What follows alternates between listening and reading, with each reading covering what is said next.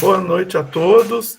Hoje, 20 de setembro de 2022, vamos dar início a mais um treinamento, né, de preparação dos alunos do IEF de Minas e Natel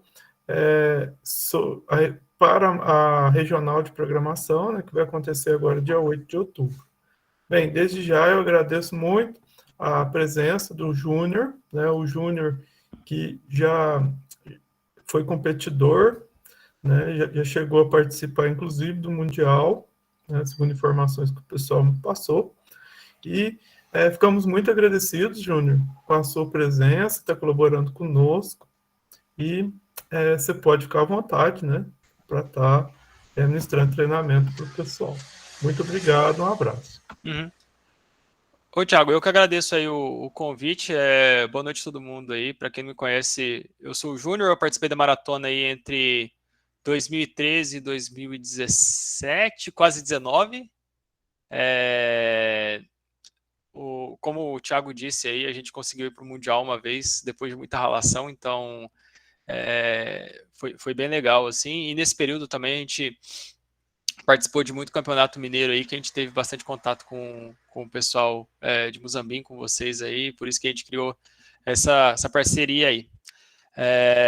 Bom, a ideia hoje é falar sobre 3 algoritmos principais aí, todos eles relacionados ali à parte de teoria dos grafos, né? No caso, a gente tem o algoritmo para encontrar um caminho mínimo no grafo, que chama Dijkstra, né? Que é comumente chamado de Dijkstra aí. E 2 algoritmos de árvore geradora mínima. Um é o MST, aliás, desculpa, um é o Kruskal e o outro é o Prim. São 2 maneiras de obter mais ou menos a mesma resposta.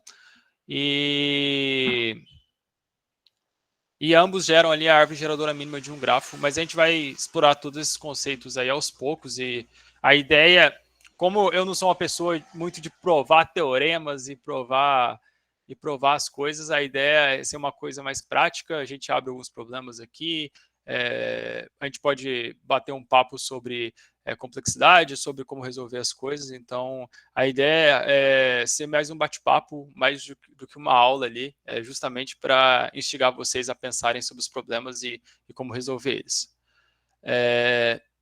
Bom, começando aqui pela parte do grafo, de gerar o caminho mínimo ali entre 2 pontos de um grafo, né, que vai ser justamente utilizando o Dijkstra ali. Qual que é a ideia do algoritmo para encontrar o menor caminho, né? Você tem um mapa qualquer. Você pode modelar esse mapa da maneira que você achar mais interessante, né? Então, e de acordo com o problema que você precisa. Então, aqui a gente tem um exemplo de um grafo que tem aqui no caso, quantos nós? Tem 7 nós. E a gente tem 1, 2, 3, 4, 5, 6, 7, 8, 9 arestas. E cada aresta aqui, nesse grafo, ele tem peso, né? Então, diferentemente ali do que acontece, por exemplo, quando a gente executa um BFS, o grafo aqui, ele tem peso, né? Nesse exemplo aqui que eu peguei, esse grafo ele não é direcionado, mas para esse algoritmo específico a gente não tem problema dele ser direcionado ou não. E a ideia basicamente é você achar o caminho entre 2 pontos aqui e de maneira que esse caminho seja o mínimo possível, né? Então, no caso aqui, entre A e o E, a gente tem o caminho aqui que vai AB e BE, nesse caso aqui dá 16. A gente tem também o caminho AC, CE, que dá 13. Então, o caminho mínimo entre A e E aqui nesse caso, ele é o 13. Não, mentira, ele é o 12, porque tem esse caminho aqui, AC, CD e DE, que ele é menor que o caminho AC, CE, né? Então, a ideia é justamente encontrar esse caminho mínimo ali entre 2 pares de nós, mas não entre todos os pares de nós, que isso aí já é um outro problema, né? É importante ficar bem claro essa diferença entre você ter o caminho mínimo entre 2 nós e entre todos os pares de nós. São problemas totalmente diferentes e um é bem mais chato de entender do que o outro, né? Então, aqui o que a gente está querendo resolver dado 2 nós, quero achar o caminho mínimo entre eles. Qual que é uma outra observação importante aqui para o algoritmo funcionar, né? Eu não preciso fixar os nós que são do final, né? Então, eu posso, ao invés de procurar qual que é o menor caminho entre A e E, por exemplo, eu posso procurar o menor caminho entre A e todos os outros nós. Então, o algoritmo de Dijkstra, né, que ele sugere, justamente ele não se importa muito se o nó final é um ou se são vários, né? Acaba facilitando aí na hora de pensar. E qual que é a ideia, né, do algoritmo do Dijkstra aqui? Então, eu vou puxar a tela aqui do lado. Vocês estão vendo certinho aí, né? Só para saber que eu não estou mostrando nada aí, falando um monte de coisa. Sim, a gente está vendo e te ouvindo. Se você puder aumentar um pouquinho a letra no Sublime, poderia ajudar também. Obrigada. Então, a ideia do algoritmo, eu vou fazer ele, executar ele aqui manualmente para vocês verem. E até porque depois fica mais fácil de implementar, né? A ideia do algoritmo é o seguinte: a gente vai definir que todos os nós, a distância para todos os nós, a gente não sabe ainda de onde a gente vai partir.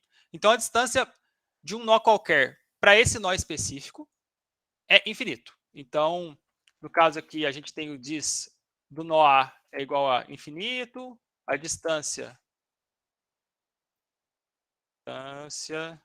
do nó B é infinito, e assim sucessivamente para todos os caras. Certo? Então, A, B, C, D, E, F e Z, certo? A, B, C, D, F, Z. Vamos supor que a gente quer sair do nó A. A gente sabe, se a gente vai sair do nó A distância do nó A para ele mesmo é 0, né? Então, a gente já consegue falar que a distância desse nó, a menor distância possível para eu chegar no nó A é 0. Isso é uma verdade. Tipo, não vai ter nenhum nó que você saindo dele, você vai chegar no A com distância menor que 0. Só um adendo aqui que eu lembrei aqui agora.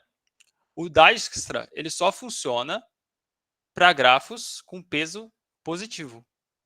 Então, por exemplo, se eu tivesse um menos 4 aqui, observa que a distância entre o meu ponto de partida pode ser menor que 0. E nesse caso aqui, acaba virando um ciclo negativo, né? Por exemplo, imagina que é menos 4, menos 12, menos 3 e menos 10 aqui. O algoritmo ia ficar preso nesse loop de arestas negativas, né? Ele ia vir menos 4, eu consigo ir com um custo menos 12. Menos 4, menos 16. Então, é melhor vir para esse menos 16. Só que daí ele vai voltar no A e vai continuar diminuindo o caminho infinitamente. Então, esse algoritmo não funciona para arestas negativas, né? Até funciona em alguns casos, mas não convém entrar no detalhe aqui. Então, pensando aqui que são só arestas positivas, eu sei que a menor distância do primeiro nó para ele mesmo é 0. Agora a gente olha as adjacências desse nó, né? Nesse caso aqui, qual é a menor distância do A para o B? A gente consegue olhar essa aresta aqui, né? A gente sabe que a gente está no A, a gente está processando no A. A gente sabe qual é a distância do A para o B. Então, a distância do A para o B é 4. E a distância do A para o C é 3, né? Então, a gente já sabe as menores distâncias desse cara e desse cara, né? Do B e do C.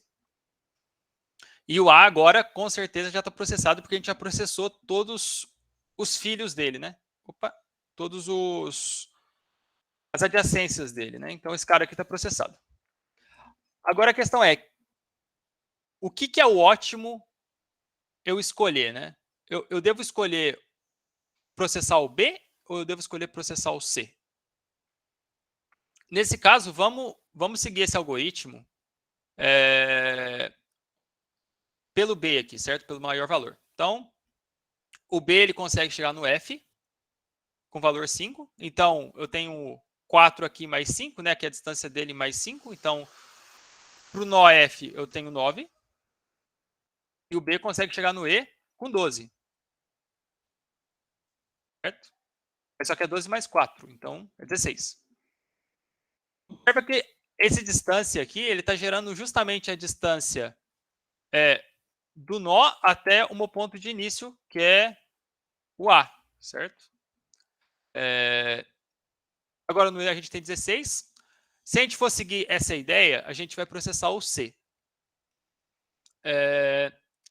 O C ele tem uma aresta de 10 para o E, então aqui daria 13, que é melhor que o 16. Então a gente pode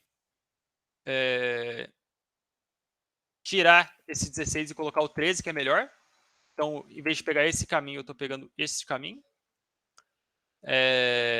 E no caso, a gente está olhando o C, né? O C pode ir para o D com 7. Então, a gente tem 9, olha isso, 7, 10 aqui, né? Então, 10. Se a gente for seguir a lógica aqui do A, B, C, D, E, né? A ordem alfabética, a gente vai processar o D. E o D, novamente, a gente vai ver que é melhor passar no A, C, D, E aqui, né? Isso aqui dá 10, 12. E daí a distância daqui ficou menor ainda. O algoritmo, basicamente, ele vai funcionar assim. Desse jeito que está implementado aqui agora, que eu expliquei, né? Essa ideia de algoritmo, ela acaba ficando quadrática. Porque, como vocês podem ver, quantas vezes a gente atualizou essa distância E aqui, né? A gente atualizou ela 3 vezes, né? Eu acho que foi isso, 16, depois a gente viu que 13 era melhor, depois a gente viu que 12 era melhor. Se a gente tiver um grafo muito grande, com vários nós aqui no meio,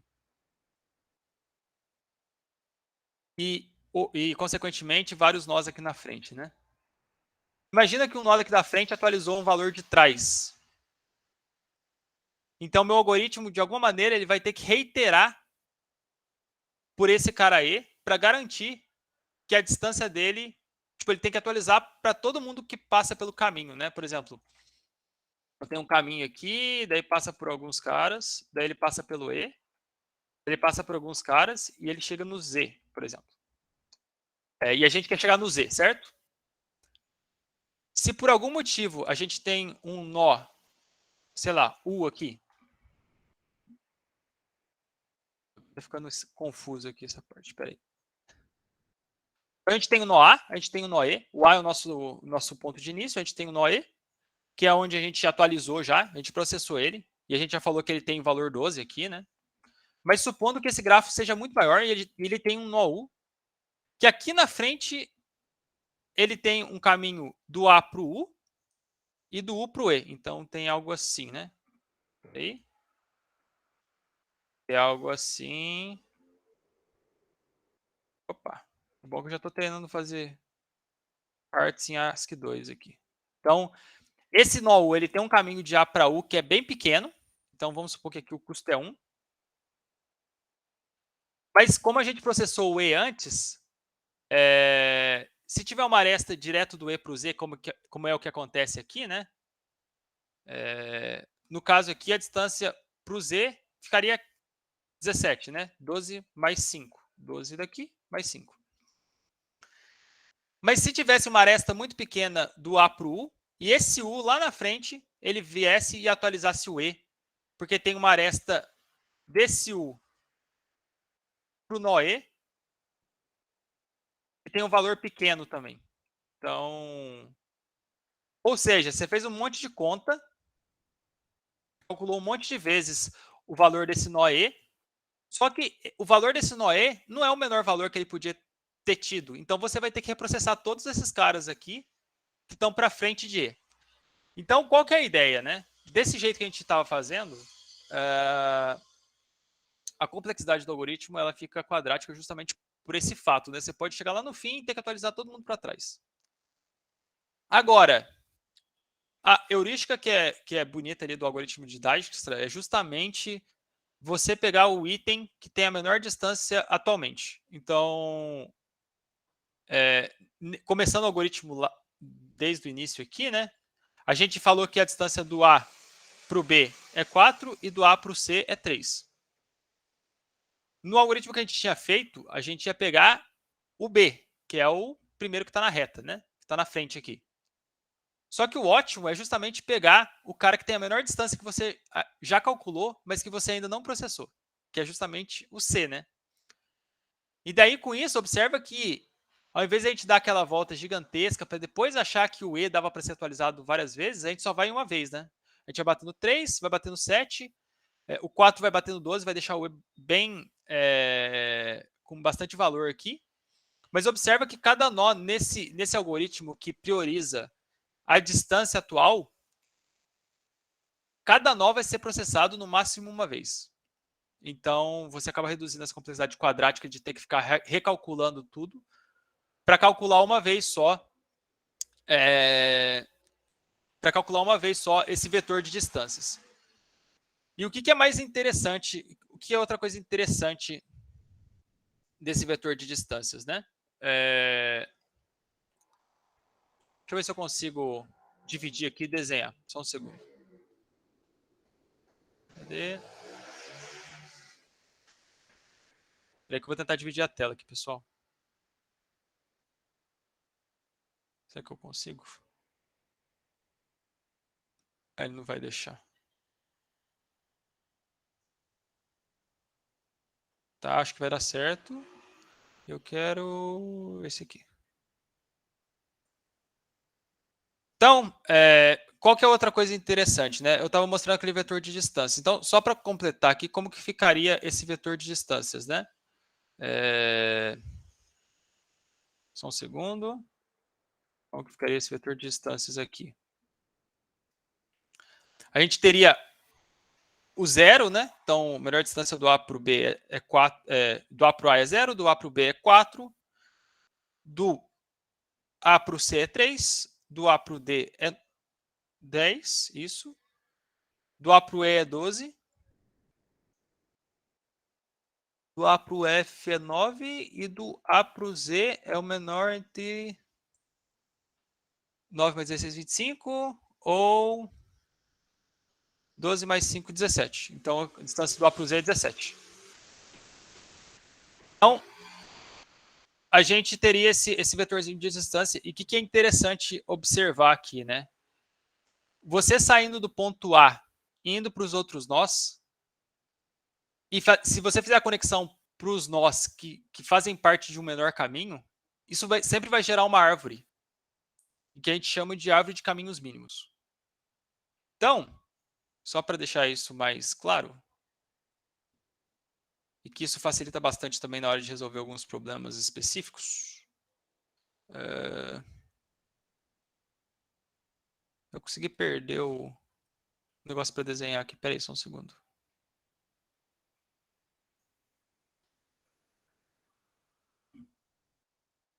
Deixa eu ver aqui. Só um segundo.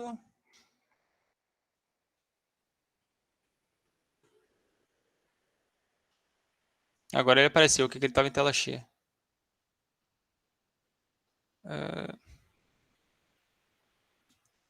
Pô, mas não tá querendo me ajudar isso aqui mesmo, hein?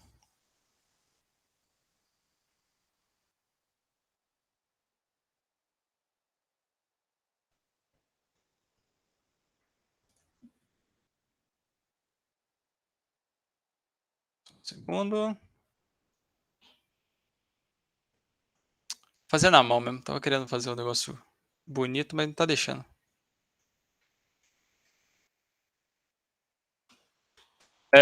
Se não me engano, é o nó A aqui, né?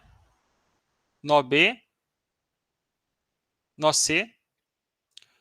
Então, se você analisar cada nó dessa árvore aqui, ele vai ter um pai, né? Então,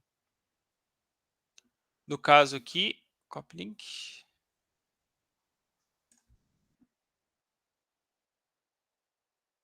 Então, o A vai para o B com 4, o A vai com o C com 3. Então, aqui é 4, 3.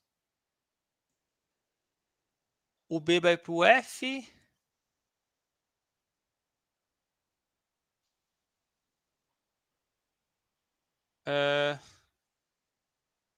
Aqui vai para o D. E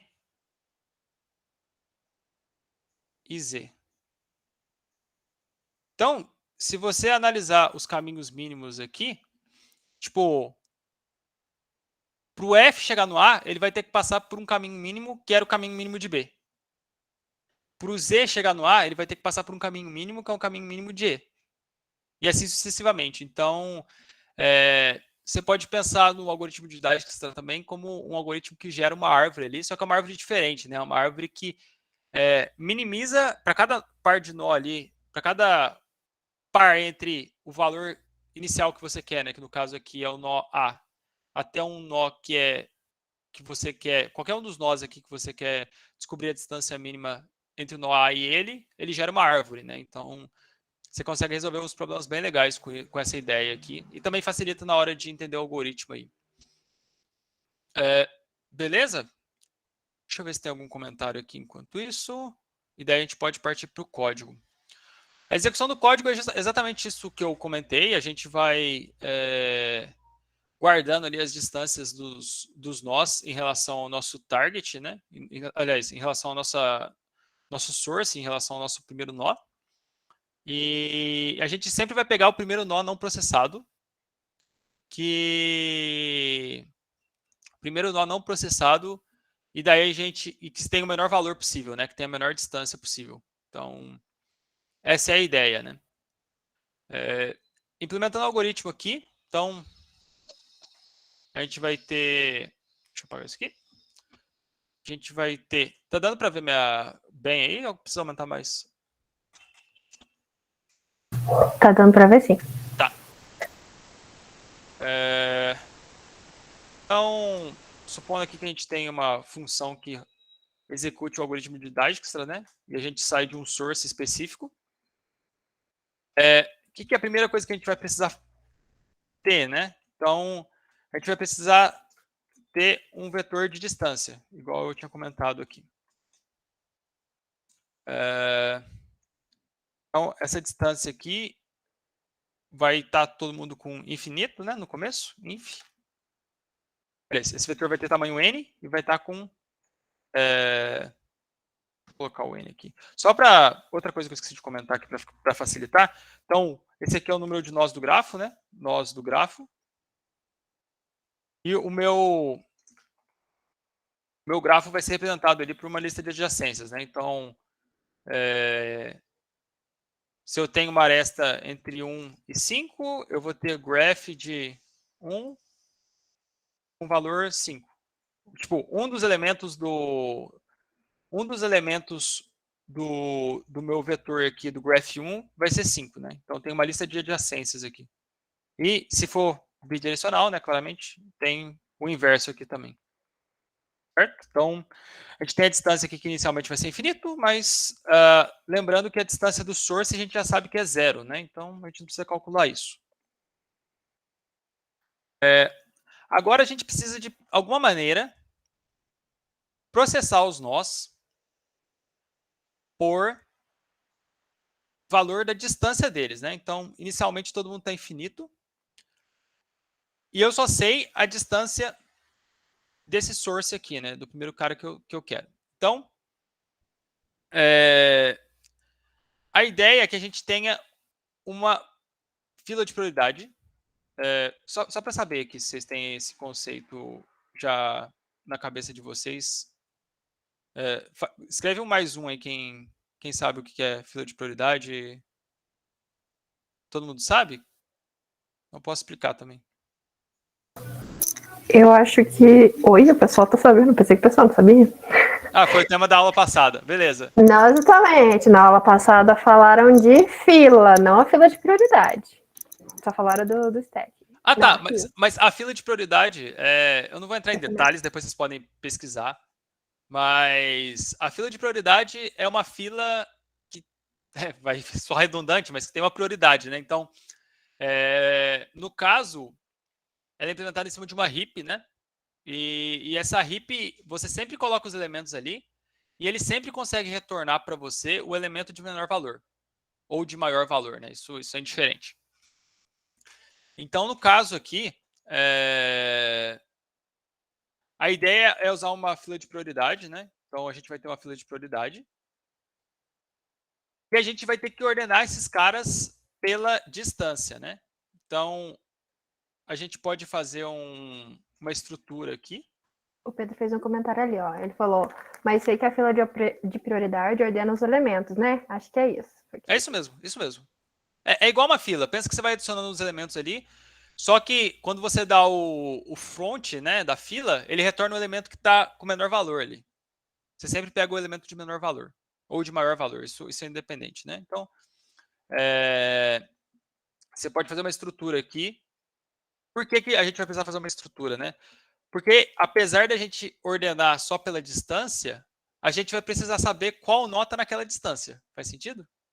Então, a ideia que a gente tem aqui é um nó e a distância dele, dist. Eu vou implementar o construtor aqui, mas tem que implementar aqui para você atribuir os valores, né? E aqui, no caso, a gente vai ordenar. Se eu lembro.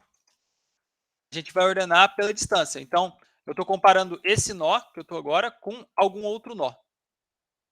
Então, eu vou retornar se a distância for menor que a distância do outro nó.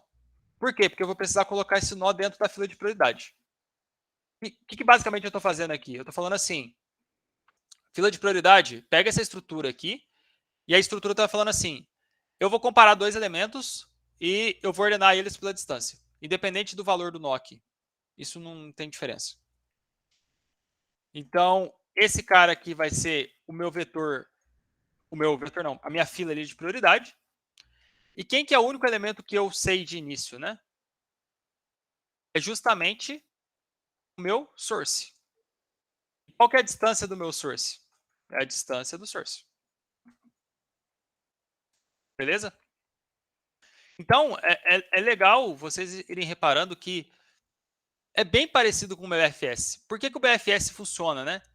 O BFS só funciona porque todas as arestas têm custo 1, né? Então, ele não é feito para grafos ali que tem peso. O Dijkstra justamente é uma modificação do BFS ali, só que ele tem essa ideia de colocar dentro da fila de prioridade justamente para diminuir a complexidade. Porque, pensando grosseiramente ali, você conseguiria utilizar uma fila para fazer um Dijkstra, né? Só que ficaria aquele problema do n quadrado ali. Então, eu vou iterar pela minha fila. Então, enquanto a fila não for vazia, eu vou pegar o nó que está na primeira posição. Então, vai ser q.top aqui no caso. Eu posso tirar esse cara da fila.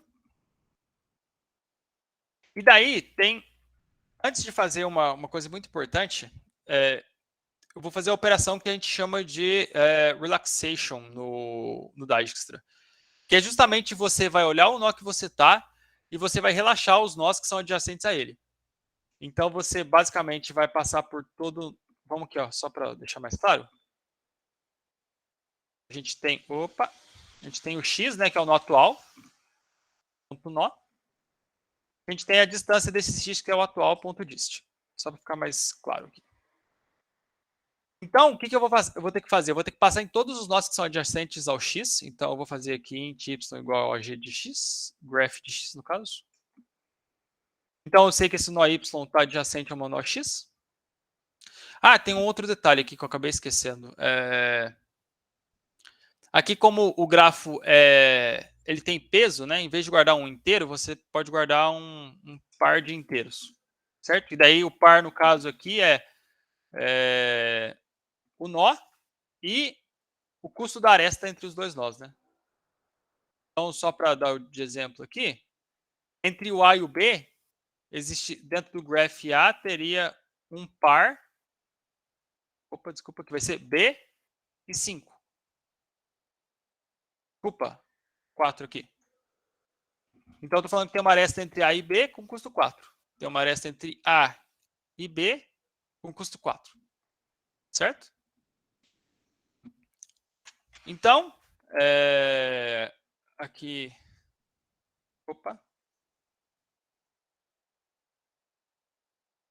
Aqui é o meu pair, né? P. Então, eu estou indo para a aresta que está na primeira posição e o custo dela, né? Deixa eu colocar melhor aqui. É igual à segunda posição. Agora, o que eu preciso ver, né? Eu preciso ver se utilizar essa aresta. Então, utilizando essa aresta aqui, a distância que eu tenho atualmente no B vai ser melhor ou pior do que eu já tenho?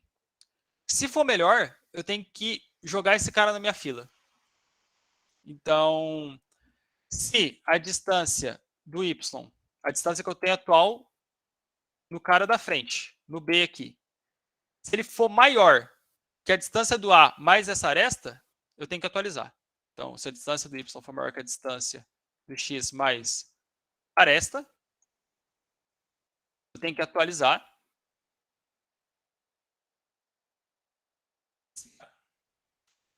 E mais do que isso, eu tenho que atualizar a minha fila ali, né? Porque eu estou melhorando a distância do Y. Então, eu vou jogar ele na fila de novo. Distância de Y. E daí, com isso, no final, aqui, se você passar um for nas distâncias, você vai ter o vetor de distâncias, como eu tinha explicado aqui, né? Então, você tem a distância mínima entre o seu source e qualquer um dos nós que você processou. Beleza? Alguém consegue achar um problema desse código aqui? Fiquem à vontade. Tipo, e não tenham medo de errar. É importante para ver se vocês pegaram a ideia. Tem um erro nesse código, assim. Não um erro, vai. Ele vai funcionar, mas esse código aqui ele está enquadrado do mesmo jeito.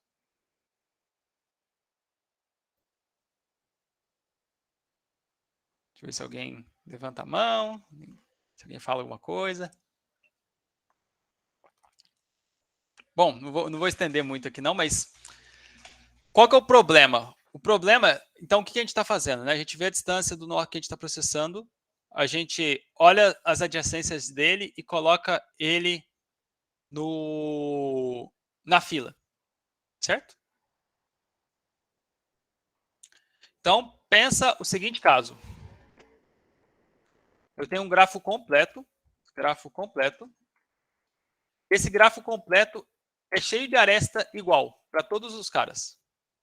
Então, eu tenho um A que liga tipo num B. Esse A liga no C. É difícil desenhar aqui agora. Liga no C. Ele liga num D. Ele liga em todo mundo. E assim sucessivamente. Todos os caras ligam em todo mundo. Qual que é o problema desse gráfico aqui, né? De acordo com a nossa solução, a gente vai estar colocando todas as arestas, porque a gente sempre vai estar atualizando a distância, né? A distância mínima sempre vai estar diminuindo ali à medida que a gente vai processando. Então, qual que é a ideia aqui, né? Qual que é a trick para resolver esse problema? A gente vai passar várias vezes pelo nó X nesse while aqui. Isso é verdade. Mas qual que é a única vez que a gente precisa processar esse nó X? É justamente quando ele está com a menor distância. Então, assim, pode ser que... deixa eu ver um exemplo. Deixa eu dar um exemplo mais claro aqui. Então, eu tenho A, que redireciona para B, que redireciona para C. Entre A, B e C aqui a gente tem... Oi? Ô, Júnior, eu acho que a explicação é tipo assim, pelo que você já disse, você está fazendo quase que a árvore que minimiza, que acha os caminhos mínimos. Então, a primeira vez que você chegar num nó, é certeza que é o menor caminho que você tem até ele. Então, tipo assim, quando você chegou no X, a primeira vez ali processando a fila, é o menor caminho até ele. Então, meio que não compensa você reprocessá-lo uma vez que você já processou ele. É por aí o que você está explicando? Exatamente. Por exemplo, se nesse caso aqui o ABC atualizasse com 2 esse cara aqui, quando o A atualizasse o C novamente, ele ia atualizar com o valor 1 e esses dois caras iam estar na fila, né? Porque o 2 ia ter sido atualizado primeiro que o 1 aqui. Então, qual que é a ideia? Justamente essa é a ideia de levar também o valor da distância, né? Então, se a distância do meu nó atual, do nó que eu vou começar a processar, né, o nó X, for diferente da distância que está na fila, quer dizer que em algum momento, algum outro nó atualizou essa distância e ela está melhor do que a distância que está na fila. Ou seja, ele já foi processado. Então, nesse caso aqui, você pode simplesmente dar um continue aqui. Daí, dessa maneira, você não reprocessa o mesmo nó x 2 vezes. Ele só vai processar quando a distância for a mínima. E daí, com isso, você reduz a complexidade ali do algoritmo, né?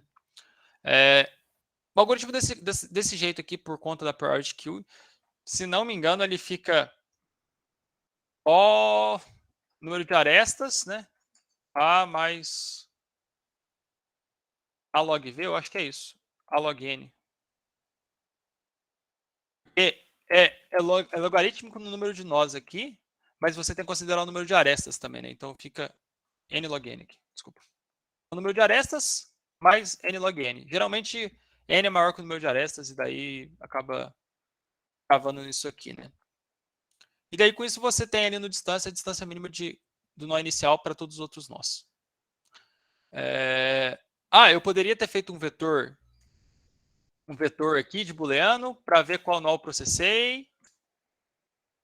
E esse cara aqui, eu vou usar a mesma lógica aqui do distância de x diferente de d para esse vetor de visitado. Sim, você poderia usar, só que você está consumindo mais recurso à toa, né? Isso aqui é uma ideia que diminui ali a complexidade, tanto de você implementar isso, quanto ali na hora de rodar, né? Você está instanciando menos coisa e tudo mais. Essa é a ideia do Dijkstra. Alguém tem alguma dúvida, tem alguma pergunta?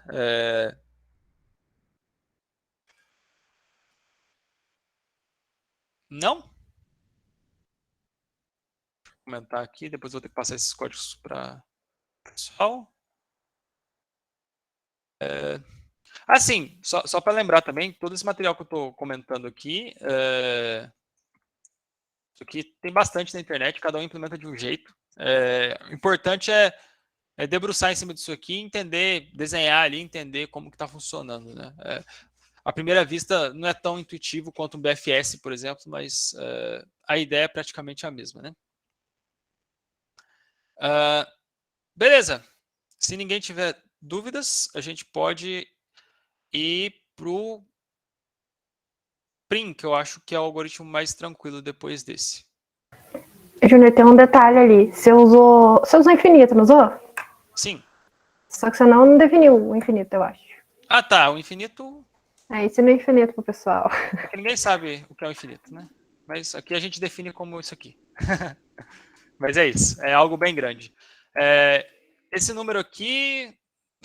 por quê? Porque... é difícil de explicar, mas isso aqui é mania antiga de maratona.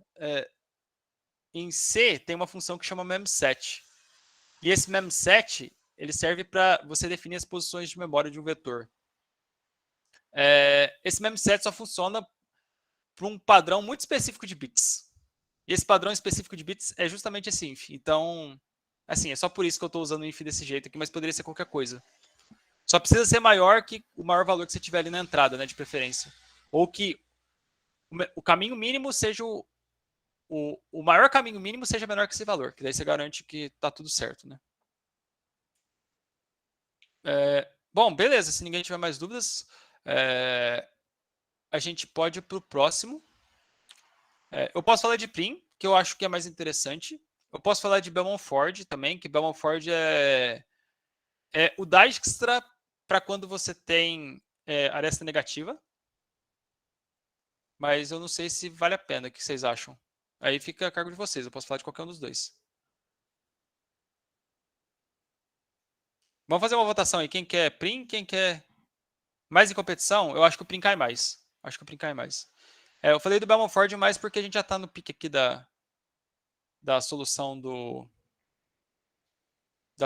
aqui do Dijkstra. Mas beleza. Podemos ir para o Prim. Vamos começar pelo básico, né? O que é uma MST, né? Minimum Spanning Tree. Uma MST é justamente uma árvore de custo mínimo. Mas observa que isso é diferente de uma árvore de caminhos mínimos, né? Eita, peraí. Cadê o que eu desenhei? Essa árvore que eu desenhei aqui, ela é uma árvore de caminhos mínimos. Mas não necessariamente é uma árvore que conecta todos os nós e que tem o custo mínimo. São coisas diferentes. Deixa eu ver se eu tenho um exemplo aqui. Deve ter alguma imagem aqui na internet, mais fácil. Aqui, ó, tem um exemplo bom. Vou aumentar aqui para vocês verem. Então, tem outro grafo aqui, né? Esse grafo, ele tá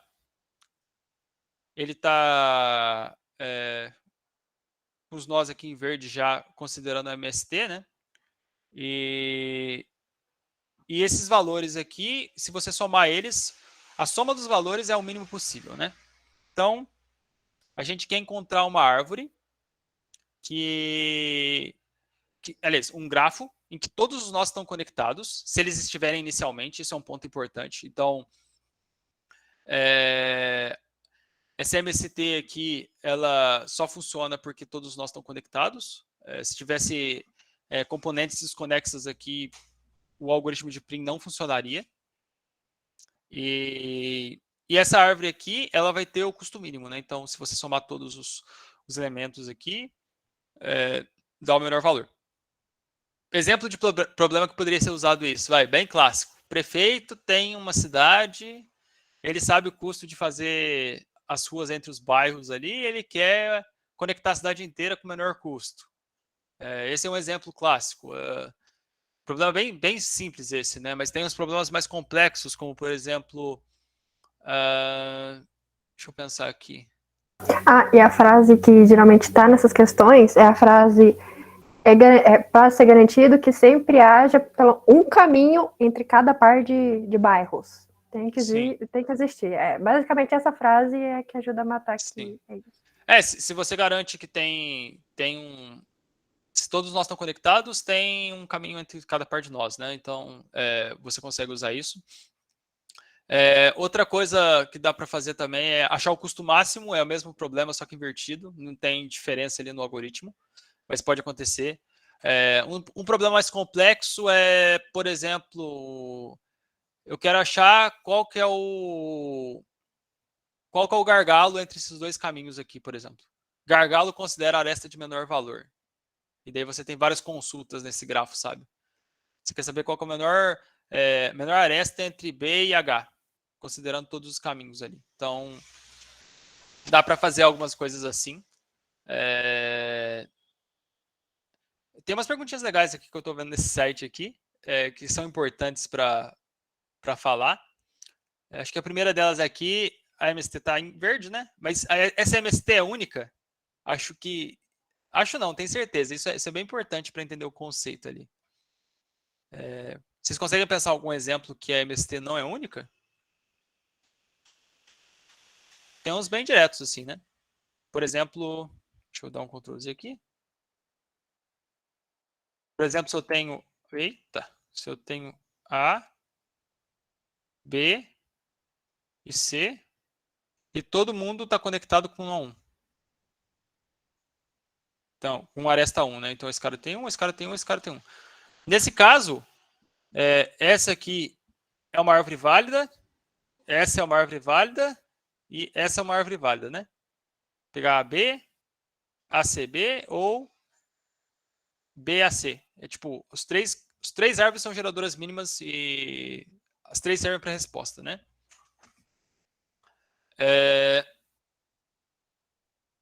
Deixa eu ver aqui o que eu posso falar mais sobre MSTs aqui que é interessante.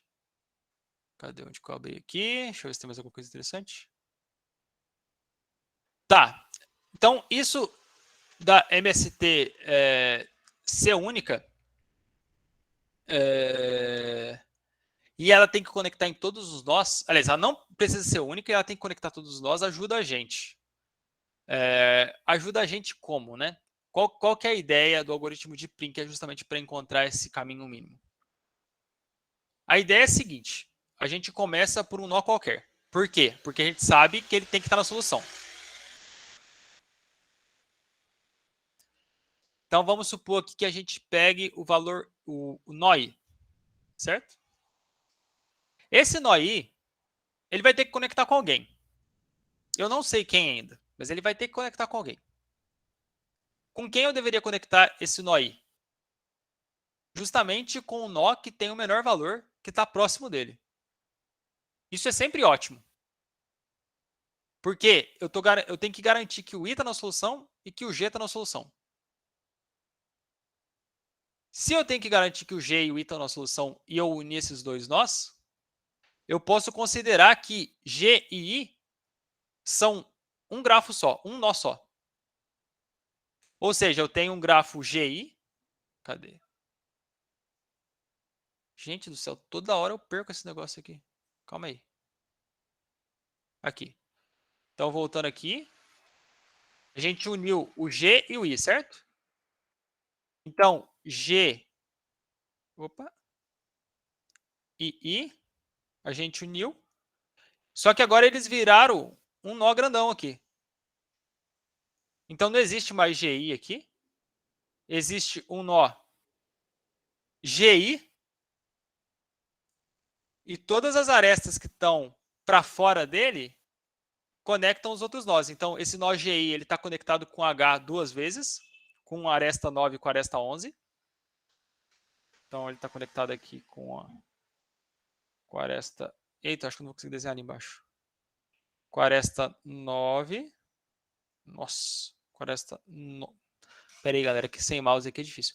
Aresta 9, aresta 11.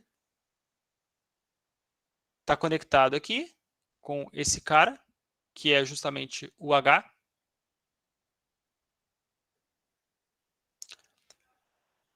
E o G está conectado com o D aqui. Só que é o nó GI, né? No caso, está conectado com o nó D aqui. Com o valor 8.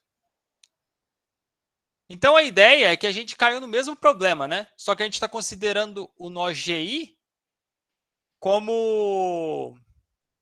A gente está considerando o nó GI como um cara só, como um elemento só. Então, a gente vai fazendo isso até o nosso grafo estar totalmente visitado, né? Então, é como se eu tivesse um nó ABCDE todo mundo junto aqui. Agora vem o porquê daquela frase que eu comentei no começo, né? Por que o nosso grafo tem que estar conectado, né? Porque como a gente parte de um nó específico, a gente tem que garantir que todos os nós vão ser alcançados, né? E eles só são alcançados se todo o grafo estiver conectado. Porque daí eu não consigo, tipo, se estiver cortado aqui, eu não consigo pular do G, por exemplo, até o D. Essa é a ideia do algoritmo. Ele é bem simples e bem similar ali, se for parar para pensar, com a ideia do Dijkstra, né? Só que a ideia do Dijkstra, você, em vez... No Dijkstra, você está pegando a distância do I, por exemplo, do A até algum nó qualquer. Aqui, no caso, você quer achar qual que é a menor aresta que está na minha componente. Então, eu estou no GI aqui, eu quero saber qual que é a menor aresta que está no GI. A menor aresta que está no GI é o 8, que conecta no D. Então, eu vou ter esse hipernó aqui, que vai ser o D, o G e o I. Ah, o D e o G e o I. Qual que é a menor aresta do D e GI? É o H. É o 5 aqui, né? Então, vou fazer o D, G, H e I. Tipo, e assim a gente vai aumentando ali o nosso prim até conseguir o valor da árvore geradora mínima, né? Então, o nosso problema virou, dado as arestas de um nó, certo?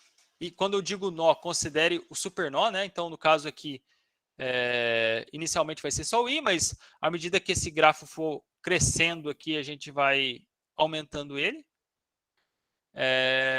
Qual é a menor aresta que está conectada nesse meu supernó?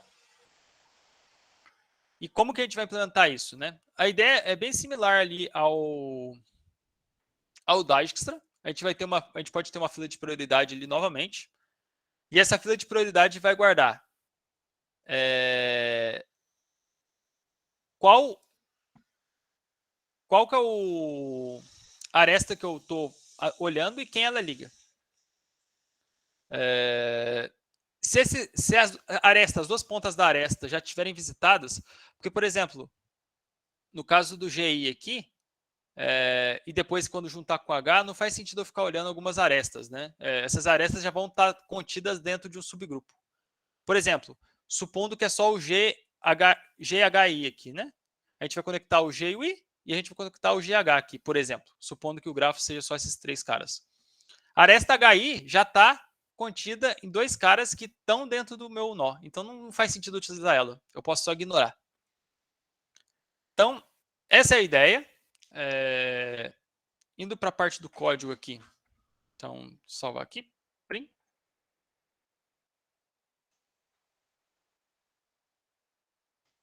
E o Sublime que é comp. Aí, agora foi. Então, a gente vai ter o algoritmo de print. Print geralmente retorna... Aqui você pode modificar, né? Mas... de maneira análoga ali ao Digest, a gente tem um grafo que tem as duas...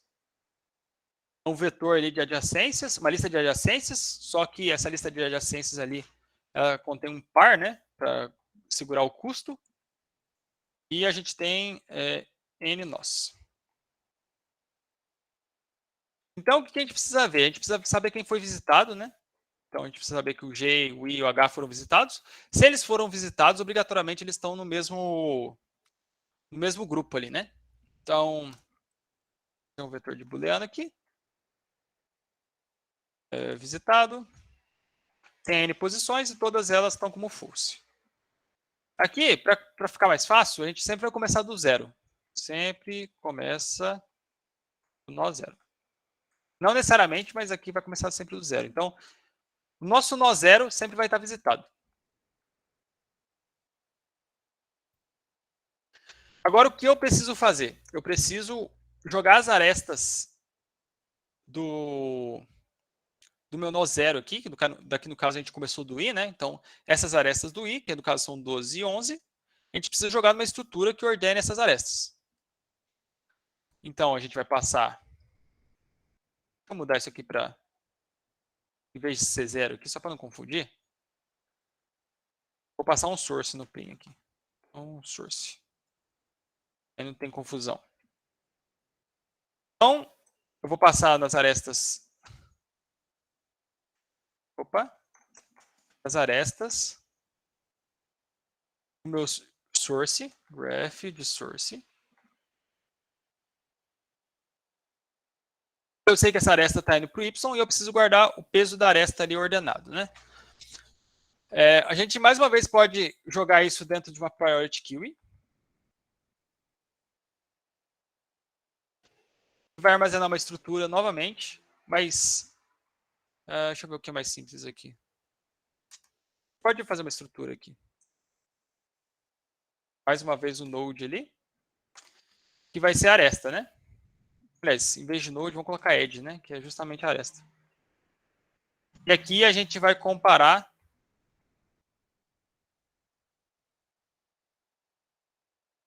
aqui. Eu estou falando, se o W for menor que o outro ponto W, a outra aresta, eu ordeno pelo peso, né? Sempre vou ordenar pelo peso. Então, aqui. A fila de prioridade ali. Então, eu vou dar um push nessas arestas. Então, eu vou falar assim, eu quero adicionar a aresta 2 e adicionar a aresta 11 no meu conjunto ali de arestas, né? Então, estou falando que tem uma aresta entre o source, o aresta.first. Desculpa, aqui não é um par. Não, aqui é um par, tá certo. Aresta.first e aresta.second. Então, estou indo do source para a aresta, né? Para o Y ali. E o meu peso é a aresta.second, que é justamente o segundo elemento aqui do meu vetor de adjacências. Beleza. Então, eu sei que essas arestas estão ali dentro e eu preciso pegar a menor delas, né? Então, eu posso simplesmente, mais uma vez, ir tirando aqui da fila.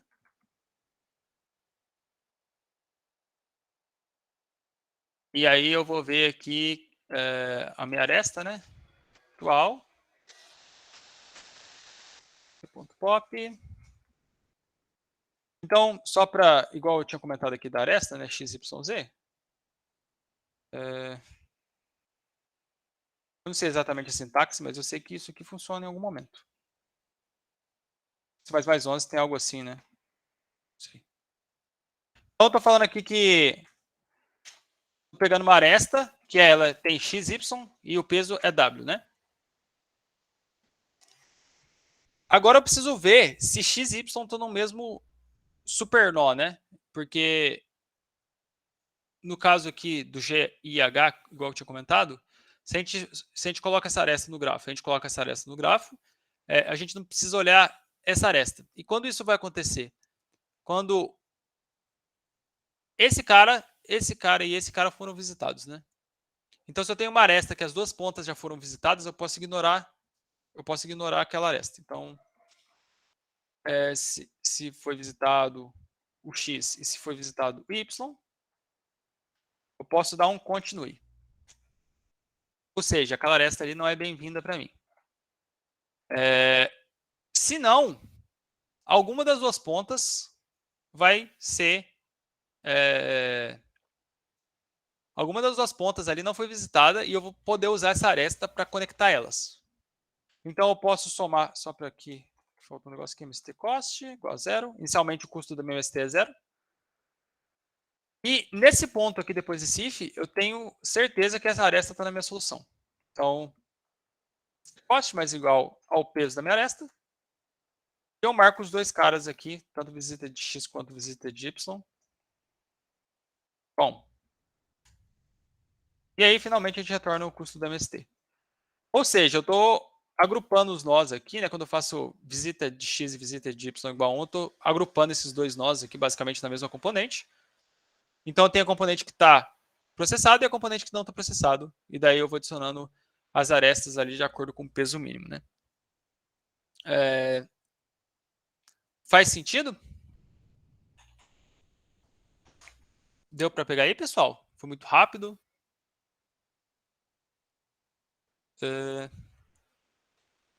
Assim, esse código aqui provavelmente não vai rodar, porque eu não sei exatamente como a notação de C++11 isso aqui, só fiz mais para ficar mais visual. E essa aqui é a ideia do prim, né? A ideia do prim é justamente essa. A gente vai aumentando ali o nó, né? A gente vai criando um super nó, e esse super nó tem todas as arestas dos nós que estão contidos ali dentro dele. A gente ordena essas arestas e a gente sempre vai pegando a aresta de menor valor. E com isso a gente garante que a gente vai ter o custo mínimo desse grafo, né? Beleza? Esse foi o prim. O Kruskal... Oi. Peraí, rapidinho. O Pedro até comentou. É muito abstrato, vai assistir algumas vezes até entender. Acho que pegar de primeira não dá. Realmente, Pedro, de primeira não dá. Mas volta ali no código, Júnior. Deixa eu só comentar alguma coisa, comparando até com as outras que a gente já teve aqui no treinamento. Esse gráfico que o Júnior está montando agora, ele está usando uma forma diferente de representar o gráfico. Porque antes a gente aprendeu de representar tipo com lista de adjacências. Nesse caso... tem isso, mas também tem a análise de montar com as arestas de fato. Porque cada aresta, nesse caso aqui, tem peso. Por isso que nesse monstrinho que está ali na linha 9, tem um vector de pair de int graph_n. Então, tipo assim, graph_n. Então, quando eu acessar grafo na posição 1, vai ter um vetor inteirão, e nesse vetor vão ter vários pares. O que tem em cada um desse par? Por exemplo, se eu estou no meu nó 1 e ele tem uma aresta para o nó 2 com peso 5 e para o nó 3 com peso 6, ele vai ter vários parzinhos ali nesse vetor falando, um par vai estar 2, 5, outro par vai estar 3, 6 e assim por diante. Então, é porque aqui já está juntando tudo que a gente aprendeu, né? Fila de prioridade, pair, vector... Tem bastante informação, né? Mas é importante entender essa parte da representação que ajuda a entender depois o código também. Sim, justamente aqui, ó, só para deixar mais claro, até deixei o link aqui do site, depois eu vou mandar o código. Mas, por exemplo, cada posição desse graph aqui ele tem um vetor, né, como a Aline comentou. E dentro desse vetor a gente tem a representação das arestas, e cada aresta é representada por para onde eu estou indo e com qual valor. Então, no caso aqui do graph A, a gente tem a aresta aqui que vai para o B e que tem o valor 10, né? Então, dentro do graph E, a gente tem a aresta que vai para o B com o valor 10. Isso para todos os elementos aqui, né? Então, se eu tivesse o graph B aqui, nesse caso ele teria o graph, o A com valor 10 também. Então, aqui no caso é bidirecional, né? Você pode ir tanto de A para B quanto de B para A. E no caso do B aqui, você teria uma aresta para o D e para o C, né? Você teria um D e um C. Eu peguei os valores aqui. O D é 8, o C é 9. 8 e 9. Então, é justamente por isso que no começo aqui, a gente itera pelas arestas do cara, né? Opa, mas aqui faltou um detalhe muito importante aqui que eu esqueci de colocar, né? A gente chegou no nó Y, né, basicamente. Porque a gente está indo do X para o Y. Então, a gente chegou no nó Y. A gente precisa adicionar as arestas desse nó Y. Isso é uma coisa muito importante, ficou faltando, pessoal, perdão. Por exemplo, eu estou no I, certo? O I tem o 2 e o 11. Quando eu chego no G, esse G, ele tem as arestas do 8 e do 9 aqui, né? Eu preciso adicionar essas arestas do G, eu esqueci disso. Então... Semelhante ao que você fazia lá no DAX, né? É como se fosse o relaxar de novo, né? Isso, exato. É a mesma coisa daqui, né? Só que é a mesma coisa de cima, só que em vez de passar o source, eu estou passando o Y. É o nó que eu estou chegando, né? Que é esse cara aqui. Então, só que aqui não vai ser source, aqui vai ser X. Desculpa, Y. Eita. Então, estou indo do nó Y para algum outro nó, que é esse aresta.first, e o peso desse aresta.first é o aresta.second. E todos eles estão ordenados pelo peso ali. Agora sim. Ficou faltando isso aqui, pessoal. Por isso que talvez tenha ficado confuso. À medida que você vai aumentando os nós, você vai adicionando caras novos, você tem que adicionar todas as arestas que contém ele. Então, aqui no caso do D, você vai ter que adicionar o 8, 7... Por exemplo, saiu do I, chegou no G, você vai ter que adicionar o 8, 2 e o 9. O 2 você vai ver que já está processado, então você não vai processar de novo. E mesma coisa assim, sucessivamente, né? O D, você vai adicionar os 8, 5... Esse cara aqui que nem tem valor, 7 e 8. Então, falta essa parte aqui, né? Você adicionar as arestas, adicionar arestas do nó que foi adicionado. Outra coisa que eu não lembro se vocês lembram é que, tipo assim, naquela linha 38 lá, tá na fila e você vai colocar um negócio, add e aquelas coisas. Aquilo ali é um construtor. É, tipo, criar um elemento tipo, struct add e você já tá passando ali os valores que você quer de cada um dos atributos. Até que ele tá definindo ali o construtor agora, não tava antes. Então é uma forma de você não ter que criar um edit, né, o tipo de dado ali, o edit, e colocar em cada um deles, você pode definir direto com o construtor, que é uma coisa ali do C++. Senão você teria que fazer algo assim, né? Peraí. Objeto, daí você teria que fazer objeto.x igual ao valor do x, entendeu? Aliás, no caso aqui, objeto do x igual a y, objeto.y igual aresta de first. Tipo, daria para fazer assim também, só que isso aqui diminui o número de erros ali na hora que você estiver implementando, né? Fica mais fácil para você adicionar as arestas. Ele só passa o que você quer construir e o C++ ele constrói para você ele já certinho nas variáveis que você precisa. Beleza? Acho que agora foi. Ficou faltando essa parte aqui. Tô enferrujado da maratona. Mas beleza. O Pedro comentou daquele negócio lá que eu também nunca tinha visto, que é aquele const XYW recebe edge. Você falou que acha que é do C++ 11, se não me engano. Do C++ 11. Isso aqui é a mesma coisa que fazer isso aqui. Deixa eu... Isso aí é como se ele estivesse fazendo o inverso daquele do construtor, mas pelo jeito depende da versão do C++. Mas é como se ele estivesse tipo, criando ali as variáveis x, y e w e vão receber da ordem dos atributos que estão definidos lá nesse tipo de dado, do edge. Exato. Mas tem que chamar atual, assim, na verdade, né? Atual.x. Exato, atual.x, isso, boa. Tem razão. Acho que assim fica melhor, mais visual aí. Mas E eu tô você pega pegando, cada um dos atributos. eu só tô pegando os valores aqui para ficar mais fácil, né? Senão eu ia ter que ficar escrevendo aqui atual, não sei o que lá, ia ficar muito grande, né? Então, passei o valor da aresta atual aqui para esses valores XYW. Então, a aresta atual que eu tô é bom, né? A aresta atual é justamente o XYW ali. Aliás, a aresta de X para Y com peso W. Ah, lá, ele perguntou um negócio. É verdade, mas eu acho que ele tá certo ali na pergunta, hein? Olha lá a pergunta dele. Isso mesmo. Eu Tava coloquei Ed errado, ali não. porque tava errado, é. É, isso aqui, né? Você tem razão. E é que eu li Ed aqui em cima e tava escrevendo Ed para tudo. Mas tá certo, é atual. Eu só não sei se é assim a sintaxe, tem que ver certinho. Isso aqui é algo de C++11. Dá para você fazer uns negócios bem legal com o struct ali. Só passa os elementos que você quer e ele já coloca na ordem que está aqui. Facilita bastante na hora de escrever. Quem usa bastante isso aí é o Torus. Eu não sei se vocês têm Codeforce, provavelmente vocês têm, né?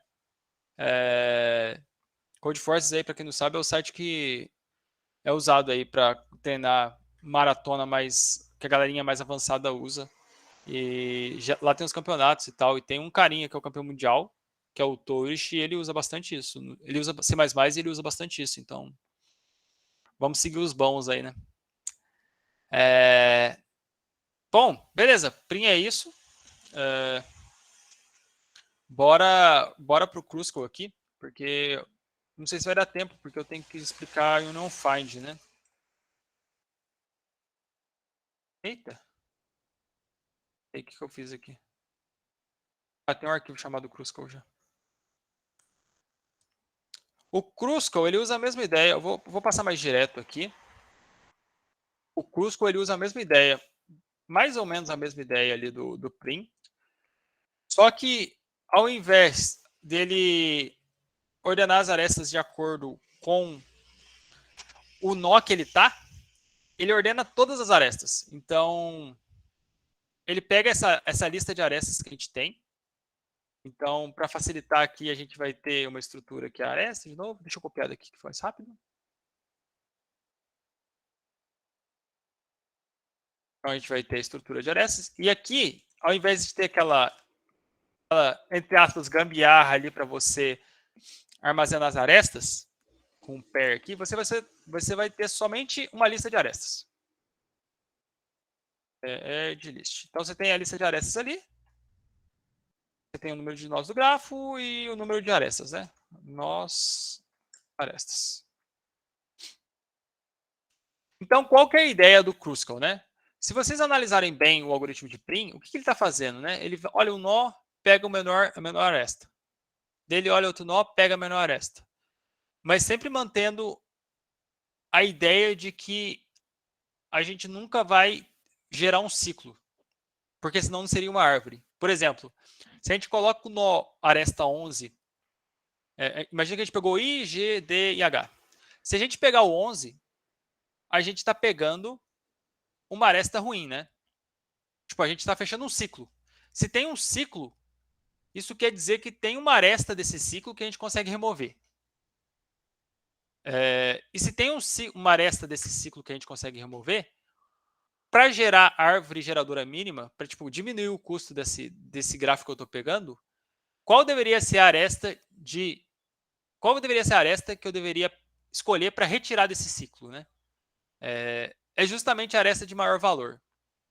Então, o Crucible se baseia justamente nesse princípio de que em caso de empate, né, ou em caso que aconteça um ciclo, é sempre ótimo você remover a aresta de maior valor. Então, se é sempre ótimo remover a aresta de maior valor quando você está em um ciclo, se você começar a processar as arestas em ordem crescente, observando esses ciclos, então eu vou adicionando as arestas ali. Então, nesse caso aqui, eu vou pegar 2, depois eu vou pegar 3, depois eu vou pegar 1. Aliás, eu tinha que ter pegado a 1 aqui primeiro, né? 1, 2, 3. Vou pegar 5. Mentira, desculpa. 1, 2, 3. Daí eu vou pegar essa 3 aqui, certo? Então, nesse caso, você vai ver que fechou o ciclo, né? Não faz sentido eu pegar esse 3 de novo. Porque se eu pegar esse 3 de novo, eu vou estar fechando um ciclo, eu posso remover uma dessas duas arestas aqui. Dessas duas arestas, qual que eu vou remover? A 3 ou a 1? Eu vou remover um dos 3. Então, Nesse caso, eu não preciso adicionar essa aresta, porque esses caras já estão conectados aqui indiretamente. Essa é a ideia do Kruskal. É sempre ótimo você ordenar as arestas e adicionando elas no grafo de maneira a não gerar ciclo. Uma vez que você gera ciclo, você não coloca aresta. Qual que é o ponto... por que esse algoritmo funciona? É justamente por conta disso que eu falei. E por conta que existem várias MSTs. Aliás, podem existir vários MSTs ali de custo igual, né? Nesse caso aqui mesmo, a gente poderia trocar essa aresta de tamanho 3 por essa aresta de tamanho 3. As duas são soluções válidas. E a gente tem uma solução com custo ótimo, né? Com custo mínimo. O Pedro perguntou se o Kruskal e o Prim têm a mesma finalidade. Mesma finalidade. Ah, pera, vamos com calma. Ele tem a mesma finalidade, mas tem tem estilos de problema ali que pedem um ou outro, sabe? Mas, no geral, a complexidade dos dois é bem parecida e os dois têm a mesma finalidade. Os dois vão gerar a árvore que liga todos os nós e que tem um custo mínimo quando você soma eles. Eles resolvem o mesmo tipo de problema. Resolve o mesmo tipo de problema, exato. Qual que é a diferença entre eles? Mas, assim, se eu rodar um Prim e um Kruskal, é garantido que os dois vão soltar a mesma árvore? Não. Justamente por esse motivo aqui. No caso do Kruskal, aliás, no caso do Prim, se a gente saísse do I, por exemplo, ele ia pegar esse caminho aqui, que é o caminho menor. Então, ele ia gerar essa árvore geradora mínima. No caso do Kruskal, pode ser que ele caia nesse caso de pegar esse 3 em vez desse 3 aqui. E a gente não tem esse controle. Então, sim, eles resolvem o problema da árvore geradora mínima. Os dois vão ter o custo mínimo ali. Mas não necessariamente vai ser a mesma árvore. Então, é isso. A ideia é justamente essa. Então, a gente vai adicionando as arestas na árvore enquanto não gerar ciclo. Gerou ciclo, a gente ignora a aresta. Então, int Kruskal. Então, a gente tem a lista de arestas ali, né? O que é a primeira coisa que a gente precisa fazer? Ordenar elas.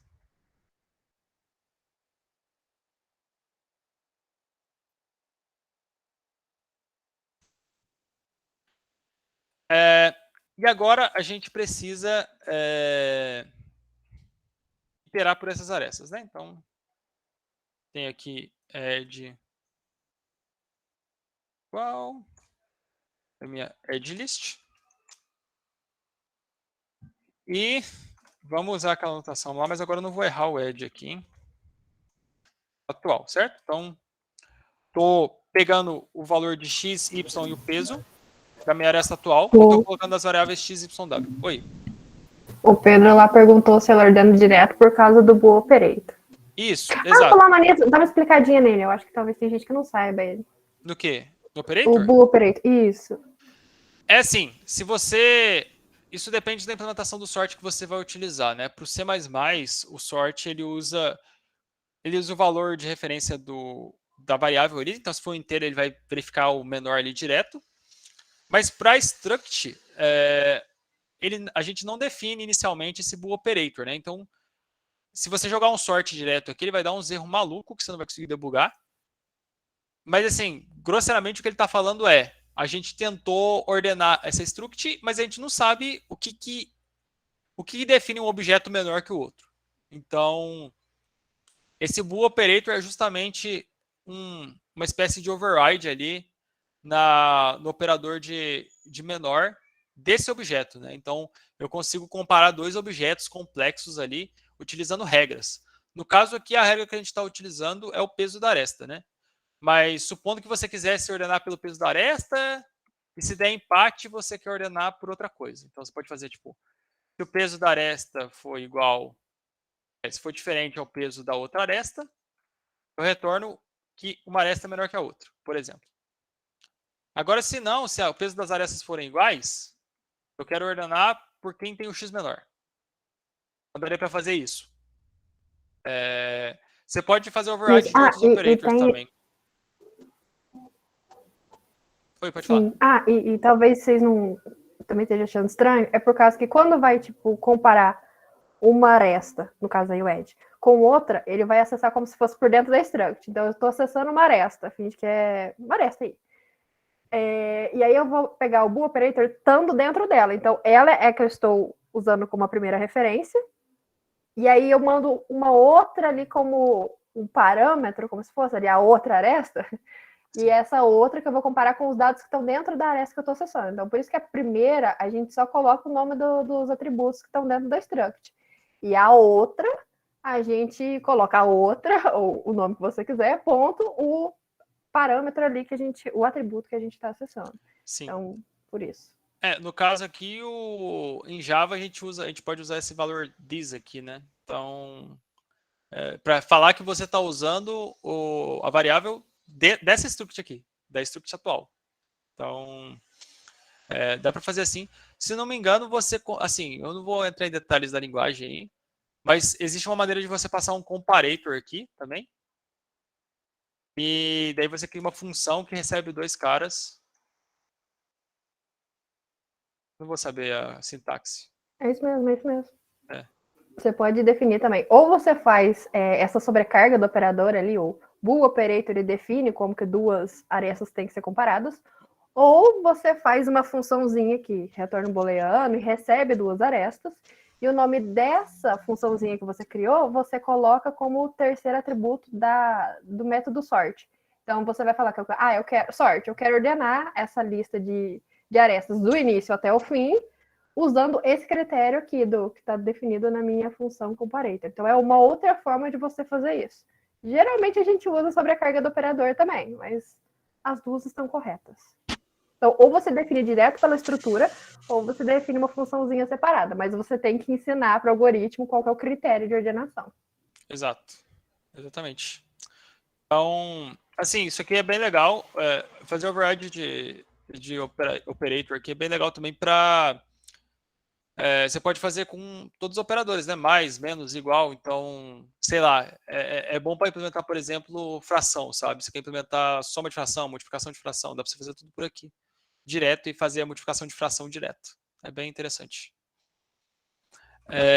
Bom, mas continuando aqui, então a gente vai ter o mstcost aqui. A gente vai retornar ele no final. E o que a gente precisa ver? Se x e y não estão formando um ciclo, né? Quando que x e y vai formar um ciclo? Quando eles estiverem na mesma componente conexa. Então, se eu conectei GI, conectei GD e conectei DH, GH e D estão na mesma componente conexa. Se eu tentar adicionar uma aresta entre HI, eles estão na mesma componente conexa. Então, eu não posso unir esses caras porque vai dar o ciclo. Certo? Então, eu preciso ver se same component. Então, eu quero ver se x e y estão na mesma componente. Se eles não estiverem na mesma componente, então eu posso gerar essa aresta. Então, eu posso usar essa aresta aqui que eu estou pegando. E eu preciso juntar essas componentes. Esse é o algoritmo. Eu vou entrar em detalhes aqui do same component e do join component. Mas a ideia do Cruz é essa. A gente vai juntando as arestas à medida que a gente está na mesma componente ou não. Beleza? Até aqui tudo bem? Tá muito abstrato. Senão, é porque agora eu vou entrar na caixa preta aqui do negócio, porque esse sum component e esse join component é justamente o que a gente chama de union find. Union find é um algoritmo para conjuntos. Eu tinha aberto ele aqui em algum lugar, mas não vou achar aqui agora. Deixa eu ver. Aqui. Então, esse union find, o que a gente está querendo falar, né? A gente está querendo pegar alguns elementos e jogar dentro de um conjunto e perguntar se esse conjunto contém alguns elementos específicos, né? Então, que é justamente saber se o elemento está na mesma componente conexa, né? Então, se G, eu peguei essa aresta 2 aqui, G e I, eles estão na mesma componente, eu ponho eles no mesmo conjunto E o mesmo conjunto você pode ler ali como mesma componente conexa. Inicialmente, todo nó ele vai estar apontando para ele mesmo, porque a componente conexa do nó I inicialmente é o próprio nó I. A componente conexa do nó G é o próprio nó G. Então, cada pessoa aqui vai ter a própria componente conexa, certo? Então, agora vamos aqui para o Union Find. Eu vou colocar em outro lugar, aqui só para não confundir, depois a gente pode unir os algoritmos.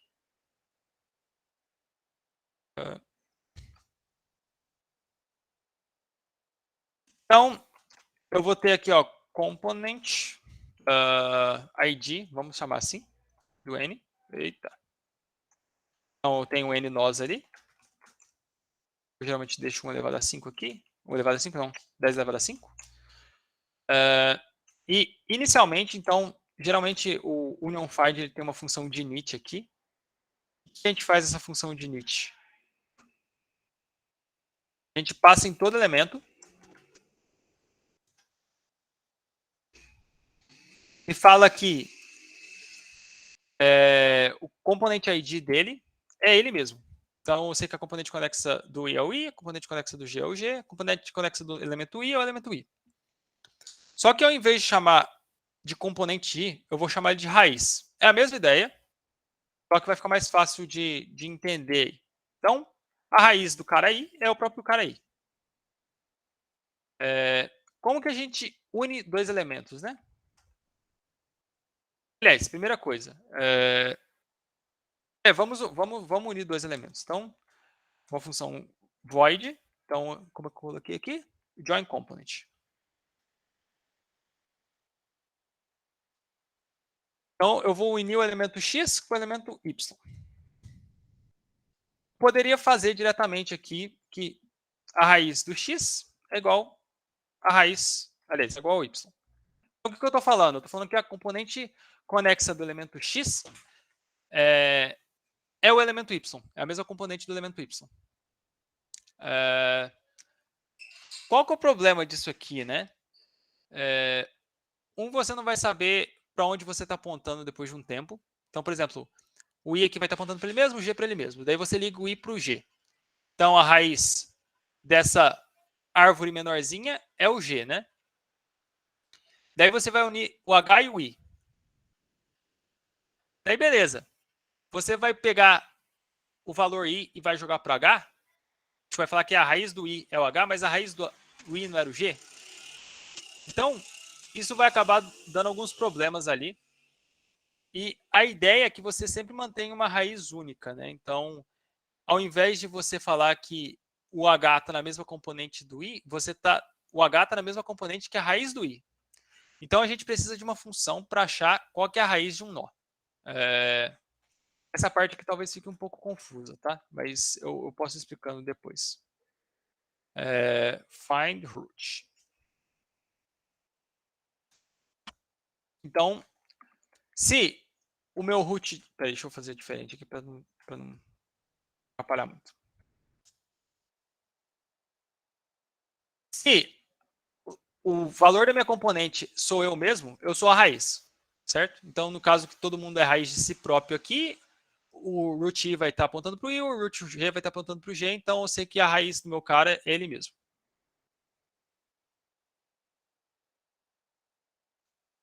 Agora tem um outro caso que eu estou no nó, que ele não é raiz. Então eu preciso descobrir quem que é a raiz dele. Como que eu faço isso? De maneira recursiva. Então, eu falo que a raiz do meu nó x é igual ao encontrar a raiz do nó x. Certo? Então, se eu tiver como diria um amigo meu de serviço, um linguição aqui de nós, certo? Então, eu tenho o I ligado no G, ligado no D, ligado no B, ligado no A, por exemplo. O A é a minha raiz desse chain aqui. Como é que eu faço para descobrir quem que é a raiz do I, né? Eu preciso saber quem que é a raiz do G. E como que eu faço para descobrir quem que é a raiz do G? Eu preciso saber a raiz do D. E assim sucessivamente, né? Até eu achar que a raiz é o A. Então, eu faço isso para todo mundo e descubro quem que é a raiz. Quando eu digo raiz, qual que é o ID da minha componente conexa que contém aquele nó X. Então, essa é a ideia do find root aqui. E agora, observa que a gente não quer juntar o elemento x, a gente não quer mudar a raiz do elemento x para o elemento y. A gente quer unir as raízes. Então, a gente precisa achar a raiz do x, que é o find root de x, e a gente quer achar a raiz do y, que é o find root de y. E agora a gente quer apontar uma raiz para outra. Então, por exemplo, suponha que eu tenho o chain aqui A, B, D, G, I, e eu tenho o chain que é C, E, F, H. Eu sei que a raiz... e eu quero unir, por exemplo... esse é um bom exemplo. Ó. A gente tem esse chain A, B, D, G, I, certo? E a gente tem o chain C, F, E e H. Eu quero colocar o D na mesma componente conexa do H. Só que eu não posso literalmente jogar a raiz do D para a raiz do H. Eu preciso jogar as raízes. Então, eu preciso achar a raiz do D, que vai ser o A. Eu preciso achar a raiz do F, que vai ser o C, por exemplo. E unir essas raízes. Ou seja, eu estou falando assim, o D está na mesma componente conexa do H, que é a mesma coisa de dizer que o C está na mesma componente conexa do A. Que são as raízes desses caras. Então, aqui, para finalizar, a ideia é... Eu estou falando que a nova raiz do elemento x, que no caso aqui, vamos supor que é o D, a raiz desse cara é esse cara. E daí eu estou ligando essa componente conexa aqui de cima com essa componente conexa de baixo. O Union Find, como vocês podem ver, ele não mantém informação de qual aresta exatamente eu estou pegando. Né? Ele só está falando assim, x está na mesma componente conexa de y. E é isso. Mas, por conta desse método aqui para a gente achar a raiz, a gente não precisa sair iterando aqui pelos elementos até encontrar a raiz e depois ligar elas. Né? A gente pode simplesmente falar que está na mesma componente conexa e pegar essa aresta aqui. E tem a outra função aqui que está faltando, que é a semi-component. Como que a gente vê que um elemento está na mesma componente do outro? Né? Basta olhar as raízes. Então, o elemento x, o elemento y, eles estão na mesma componente se a raiz do x for igual à raiz do y. E esse aqui é o Union Find. Da maneira que está implementado aqui, isso aqui, ele... só um detalhe.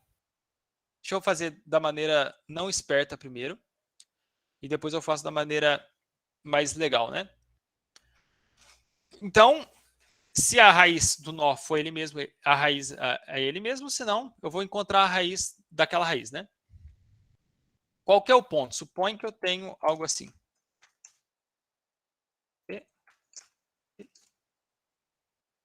É Z, certo? Eu quero achar quem que é a raiz do elemento Z. Aliás, as arestas aqui estão ao contrário, perdão. Faz visual assim.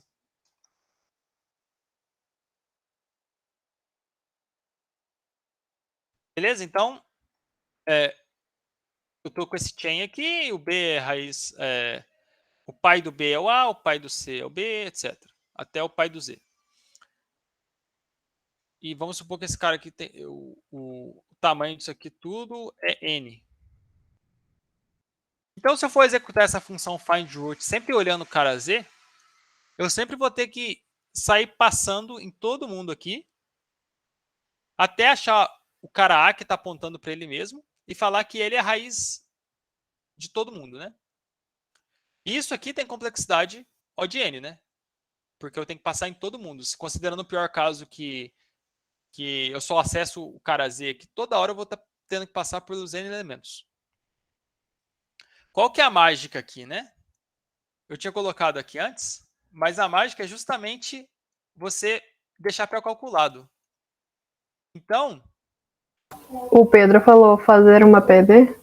É tipo uma PD, só que não é fazer é uma a PD memorização, explícita ali, né? No caso aqui, a gente vai ter esse mesmo vetor. E vamos supor que o algoritmo, em algum momento, chegou nesse estado aqui que deixou esse linguição aqui, né? Se eu chamar o findRoot daquela maneira que eu tinha feito antigamente, ele vai passar em todo mundo e não vai atualizar ninguém. Dessa maneira aqui, que a gente está fazendo agora, então, a gente tá, para cada elemento da recursão que a gente passa, a gente atualiza o pai dele. Então, a gente deixa a raiz mais alta possível que a gente tem. Ou seja, ele vai chegar no Z, vai passar por todo mundo, vai achar que a raiz é A, só que em vez de manter o vetorzinho dessa maneira, ele vai fazer isso aqui, né? Vai ter o A aqui no meio. Eita. O A aqui no meio. Só que agora, como a gente está atribuindo o valor naquela posição de vetor ali, deixa eu ver aqui como que eu faço. Deixa meu... Peraí, galera, aqui. Todo o restante da galera vai vir para baixo desse cara aqui. Em vez de ele apontar para a sequência do chain inteiro, ele vai apontar diretamente para o A. Então, assim, no primeiro momento ele pode ser até lento. FG até o Z aqui, né? Então, no primeiro momento ele pode ser devagar. Ele vai ter que iterar pelos N elementos. Mas se você chamar a segunda vez, o Z ele vai saber o caminho direto para o A. E ele vai resolver em um passo só. Então, essa ideia aqui, amortizadamente, ela fica logarítmica. Então, ela fica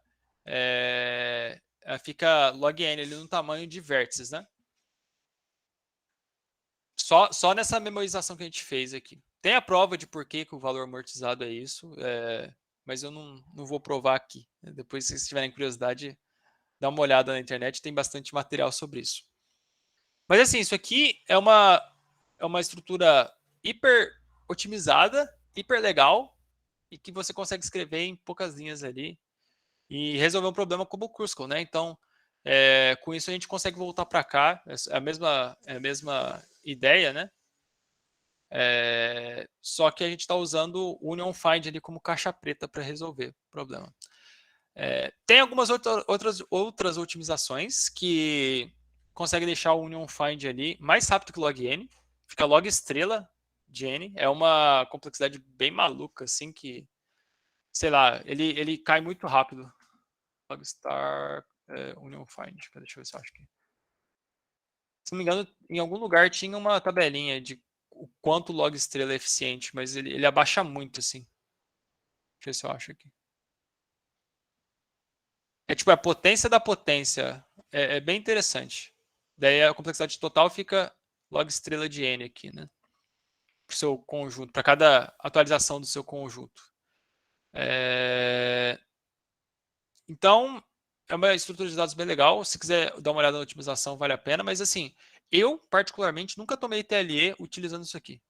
Nunca tomei um time limit ali utilizando só essa estrutura aqui. Outras coisas legais também do Union Find. Mas isso aí é bem mais avançado. Só vou jogar a semente aqui depois se vocês quiserem dar uma caçada. Tem um problema que chama Dynamic Connectivity. Mas isso aqui é bem avançado mesmo, tá, pessoal? Eu só tô... Basicamente, ele usa essa ideia do Union Find, mais uma operação de desfazer. Tipo, você consegue desfazer as operações aqui na ordem que elas acontecem. Então, por exemplo, suponha que eu juntei isso, juntei isso, juntei isso, juntei isso. Esse Union Find modificado, utilizando uma stack, você consegue ir tirando esses caras aqui. Então, eu uni esse, eu consigo voltar para o estado, consigo dar um Ctrl Z no meu Union Find para esse estado aqui que só tem até o D. E assim sucessivamente. É bem interessante e tem umas aplicações bem legais aí. Mas assim, isso aqui é bem para o futuro, tá, pessoal? É bem mais avançado, mas é bem interessante aí ver que tem bastante Isso que foi do mestrado? Não, meu mestrado foi sobre Kruskal mais estrutura de dados temporais. Foi um pouquinho mais complicado. Ah, tá. Mas sobre o Unified tem uma questão interessante que resolve exatamente com isso no Bcrowd, Antiguri, que é o Guildas. O número é 527. Depois, se vocês quiserem tentar aplicar o Union Find. Deixa eu ver se eu pego o link aqui para mandar no chat. Eu vou tomar um WA aqui ao vivo, vai ficar feio para mim. Cadê? que ele quer aqui? N inteiros. Que ele tá juntando os caras, aí eles têm algumas operações lá de consultas. Acho que é uma de unir, a outra é ver se eles estão separados, alguma coisa assim. Ou juntos. Tá. Ele tem as guildas aqui, ele vai fazer várias consultas. Uma consulta pode ser do tipo 1, que a guilda do jogador A contém a guilda do jogador B. E se for igual a 2, as duas guildas ali vão brigar, né? Então, como vocês podem ver aqui, tudo 10 a quinta, né? Então a gente precisa ser bem otimizado. Mas pode que é isso voltar, aqui? pode voltar para o pode voltar. Isso daí fica de desafio depois, senão vai fugir demais. Que é esse aqui? Onde o esmo inteiro. O que é esse valor dele aqui, você sabe? Qual? O valor aqui que ele dá no começo. O número de Eu pontos acho que é ponto. Você tem que, além disso, você tem que somar os pontos dos caras que estão no mesmo grupo, entendeu? Então você não quer só juntar os caras. Você quer ver qual que é a soma dos pontos de todos os caras que estão na mesma guilda. Aí um grupo vai enfrentar o outro, aí ganha o grupo que tiver a maior quantidade de pontos. Então, nesse problema aí, fica que, além de você ter que salvar o root, você tem que também salvar quantos pontos cada uma dos grupos ali vão ter também. Exato. No caso, você salva a pontuação da galera ali no root, né? Então fica mais fácil de salvar. Mas é um bom problema, Eu não entendi exatamente o que acontece. Tipo, ele sempre garante que as batalhas vão acontecer sobre... Pera, deixa eu ver um negócio aqui. Ele sempre garante que as guildas vão ser diferentes das batalhas? Provavelmente, né? Tipo, ele nunca vai batalhar dois caras da mesma guilda. Considere que inicialmente todos os jogadores fazem parte de uma guilda, contendo apenas o próprio jogador. A união entre duas guildas faz com que 2 jogadores de ambas as guildas passem a participar apenas de uma guilda. E a outra deixa de existir, beleza. Mas eu imagino que sim, porque eu não tratei um trem desse no meu código que eu tô olhando. Ok. A mesma guilda tá se enfrentando, né? 2 caras do mesmo coisa. Sim. Eu acho que não. Acho que não tem caso, assim, estragado, não. Sim. Bom, posso resolver se vocês quiserem, mas... Não sei, acho que fica mais legal deixar pra galera fazer. É um problema bom, senão acaba com esse problema fácil. Mas esse aqui é legal, é um bom problema pra aprender. Mas beleza, assim, se ninguém tiver nenhuma dúvida, acho que é isso da minha parte. É bastante informação, 3 algoritmos numa noite só, é bastante coisa para vocês aí. Fiquem à vontade aí para me chamar se precisar de ajuda. E, assim, questão de problema, tem muitos no URI, assim, bem introdutórios, e Codeforces também usa bastante esses problemas. Subregional brasileira tende a ter bastante problema, sim, que usa esses conceitos. Eu lembro de um particularmente que é justamente relacionado à Cruzcal e que tem esse conceito do gargalo ali entre duas arestas, que, se não me engano, poucos times passaram na brasileira, na regional. Você lembra desse, Aline? Faz tempo. Deixa eu ver aqui. Era sobre o que mesmo? Era sobre caminhões. Eu lembro que tinha um caminhão que ia fazer entrega de balão. Deixa eu ver aqui. Caminhão, balão. Não lembro dessa. Nossa, não. B-Crowd. Você lembra o ano? Nossa. Ou se era nacional? 2014? 2014. Acho que melhor você pesquisar aí no Crowd, então. Direto. O foda é o nome, né, da questão. Eu sei que era 2014, mas não sei se é difícil de achar aqui. Era regional? É. Deve ter ordenado por origem. Esse? Talvez. De qualquer jeito, tem no site do Maratona também, né?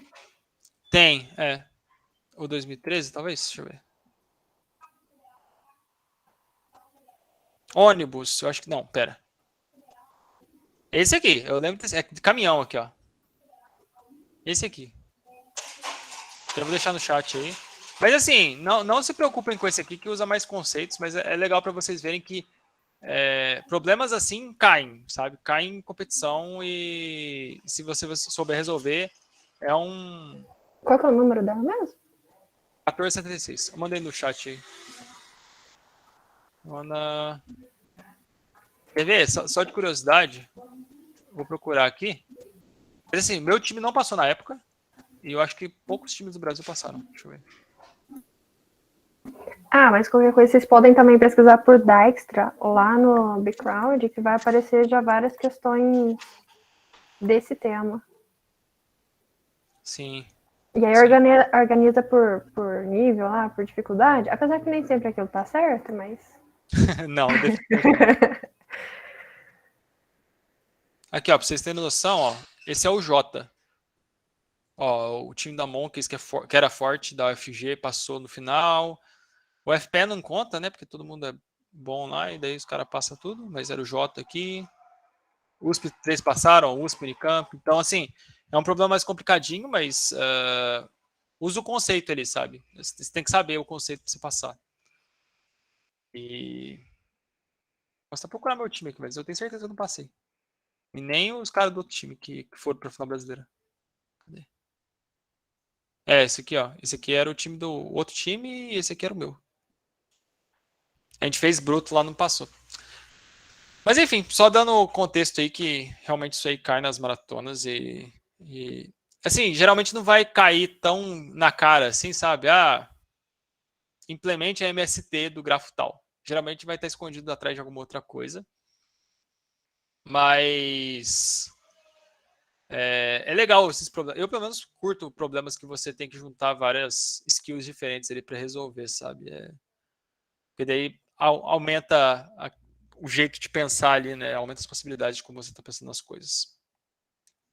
Beleza? Bom, eu vou mandar isso aqui. Eu posso colocar no Pastebin também, mandar o link para vocês aí, para vocês não perderem. Senão eu vou acabar perdendo isso aqui. O Dijkstra já foi, né? Pelo jeito. Tá aqui. Eu tinha perdido. Ó, o Ricardo tá falando que você fez uma questão pro Olip em 2018. Jogo do mapa. Nossa, mas aquele lá eu apelei também. É difícil aquele problema. Eu acho que eu lembro qual que é. Eu não lembro o que é. Mas aquele lá eu apelei. É difícil. Pô, é um problema que parece que é uma coisa, mas é um negócio totalmente nada a ver. Mas é legal. Não deixa de ser legal. Mas a culpa não foi minha, foi do Ricardo que pediu aí um problema difícil. Eu quero problema pra ninguém passar. Eu falei, beleza. Cadê aqui? Crucial. Mandando os links aí, tá? Só pra vocês pegarem. Eu acho que no Uri tem pouca gente que passou esse problema.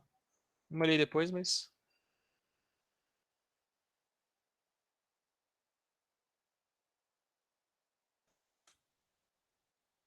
28 pessoas Nossa, resolveram isso. peraí, eu tô mandando os links da Amazon, que não vai dar certo. É, Vocês não não conseguem abrir. tá precisando ter que logar, não tá dando certo. Não, depois você me Não vai dar manda certo. Eu mando aqui. os arquivos. Eu mando aqui depois. Tá, eu posso mandar os arquivos direto. Sem problema. Beleza? Aqui, agora vai dar certo. Eu tava no site errado.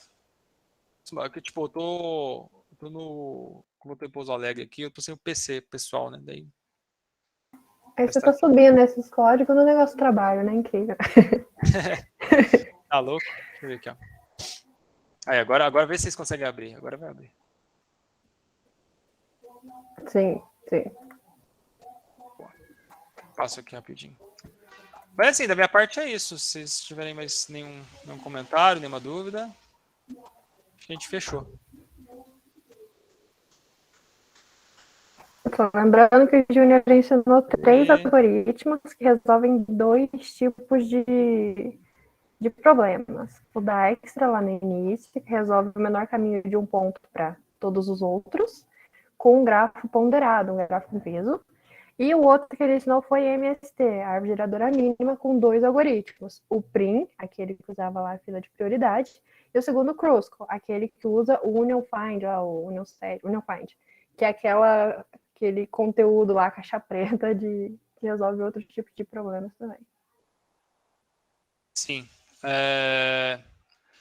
Assim, acho que o mais importante, se você quiser pegar alguma coisa dessa aula assim para estudar firme, para ter certeza, é o Dijkstra Union Fight, sabe? Acho que as coisas do Crucible e do Prim acabam vindo ali depois.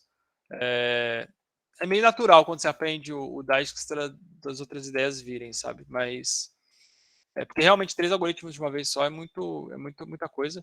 Outra coisa que eu recomendo também eu não sei se ainda tem, mas deve ter o Competitive Programming, que tem todos esses algoritmos lá bem explicados, com bastante desenho ali, bastante exemplo. Então, vocês conseguem ter uma noção ali de como implementar e de uma maneira bem didática ali, né? Foi lá que eu aprendi esses algoritmos, aprendi SegTree, aprendi um monte. Agora eu tô curioso naquele const lá. Assim, se vocês quiserem fechar a aula, por mim, é isso. Bem, boa noite.